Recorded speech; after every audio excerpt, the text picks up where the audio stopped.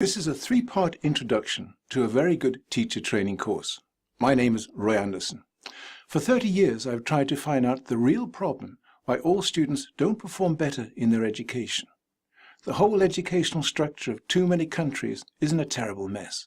Politicians who don't know what they're doing are acting on directives from accountants and psychologists who play with statistics and data without any consideration to what the human spirit of the child is capable of.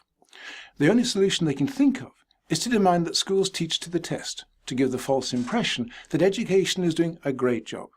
All this leaves teachers too drained and too disillusioned to give their effort to the 30 or 40 blank and trusting minds that await them every time they approach a classroom. Teachers need to take back control of how to teach, but in a new and a different way. Some time ago, a 16-year-old girl explained to me how she didn't understand something in a maths lesson. She was lost and didn't know what to do, so she went up to a maths teacher and asked for help. Her teacher looked up with irritation and said, "I've told you once, I can't tell you any other way." The girl was very embarrassed, for now the whole class was looking at her. She returned to her desk and never again asked this teacher a question. Now, this teacher is just a human being trapped in a system that took their purpose away. This teacher did not realize how they had reacted to this cry for help and had lost touch with how to explain things simply and clearly to the minds who had missed, misunderstood, or got wrong what had happened in previous lessons. He was simply teaching as he had been taught to teach, to give out information, to mark the effort returned, and expect that some would be smarter than others. The effect of this mindset within education has always caused confusion as to what is wrong with school and why so many students have trouble to understand their lessons. Every year, millions are invested globally to find out how children can learn better, because it is said of them they are not interested, they don't concentrate, or they don't have the ability. So classrooms are made more interesting to create a stimulating environment. Teachers are told to stimulate the different parts of their students' brains with Gardner's 9 intelligences to give them a more holistic learning experience. And because each student has their own personality, teachers now have the idea of learning styles. These ideas sound great when they are discussed around a table, but in the real world of the classroom, none of them make any difference to how the child learns or performs in school. If it did, education would not now still be in the mess it is. And forget brain learning, it's a gimmick. What the left or right hemisphere may or may not do makes no difference to the student learning how to divide a fraction, how to understand when to use an adverb, or explain what continental drift means. The whole problem here is that focus is made on how poorly students learn the subject matter, and how ineffective they are in describing it.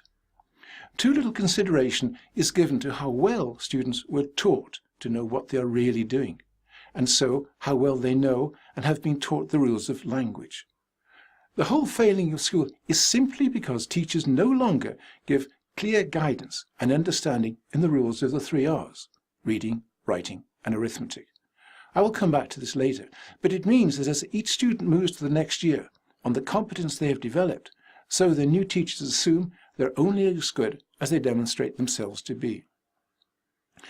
I have studied intelligence for most of my adult life. I am an expert in it. The 7 books I have written very clearly explain why our idea of an inherited intelligence is totally wrong. Because it is this idea that causes the teacher to look at the result the child makes, instead of really understanding the part they played in that result. After all, we are wrong when we think the brain has 9 intelligences. It does not. In fact, it does not have one. Intelligence is only a word we have created to compare the ability of 2 individuals to decide who can get the better job and serve more opportunity in the affairs of their society. Intelligence is, and always has been, a political tool. In the 1990s, we discovered hundreds of children in Romania who had been raised in institutions without any love or language. All these children had no intelligence.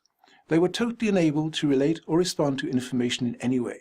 They were living vegetables, simply because they had never been taught how to interact with the social and analytical world about them. My books, The Hidden Secrets of Intelligence Revealed, proves why intelligence is not genetically inherited, as we believe it to be. And The Illusion of Education explains why we have been caused to think it is.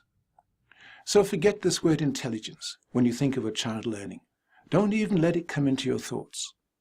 How the mind identifies with the world about it, or the student in their learning, all comes down to how they emotionally feel and the skill in language they have developed. And this is far beyond the idea of emotional intelligence, so don't get confused with this. After all, the capability for emotion and language are not decided by meiosis or genetic diversity. Barring a genetic mutation such as Down syndrome, we all inherit the ability for language and emotion equally, but we don't develop these equally, and so display different capabilities to those who are judging us, as we try to explain our understanding of the world. So, the ability of the student to scan information, select aspects of what they feel is relevant, and associate these to something they've experienced in the past, so they can know a purpose for it, and so give their answer with speed and accuracy, is based on strategies, and these on emotion. What does matter is how the student presents their mind, because this is all they will be judged upon. The quality of their language, and so how well they know how to give character to the sentiments, by the adjectives and adverbs they choose, are what gives the quality to the answer. So if a student doesn't know the correct answer but can explain their mind well, they'll get a good mark. This will give them confidence to believe in themselves, and with this, take calculated risks to better develop their understandings. They improve. But if the student does know the correct answer, but can't explain their mind very clearly, they get a lower mark, and this will eat away at the confidence to explore and so limit their development. May we understand from this that school does not work on intelligence. School works on language, and language works on rules. If you want to be a very good teacher, you need to understand exactly what this means, because once you do, you'll realize that any child from any background can obtain proficiency in any subject. Join me in part 2 to find out why.